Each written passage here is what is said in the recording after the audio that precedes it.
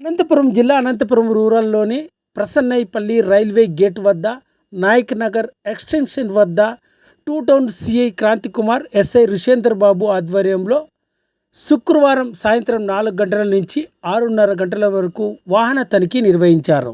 ఈ సందర్భంగా Anantapuram two town CI Kranthikumar, SI Rushender Babu తదితరులు మాట్లాడుతూ అనంతపురం జిల్లా ఎస్పీ అమిత్ బందారి ఐపీఎస్ ఆదేశాల మేరకు ఎన్నికల సందర్భంగా నేడు స్థానిక ప్రసన్నైపల్లి గ్రామ సమీపంలోనే ఉన్న రైల్వే స్టేషన్ మరియు రైల్వే గేట్ వద్ద నాయక్ నగర్ వద్ద విస్తృతంగా వాహన తనిఖీ చేపట్టడం జరిగిందన్నారు.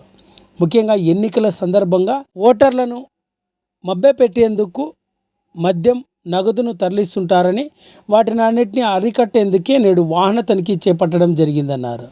ఎన్నికల సందర్భంగా ఎవరే కానీ మద్యం కానీ 50,000 రూపాయలు నగదుకు మించి తరలించినా అటువంటి వారిపై కఠినమైన చర్యలు తీసుకుంటామని ఈ సందర్భంగా two town CI Kranthikumar, SI Rushender Babu తదితరులు పేర్కొన్నారు.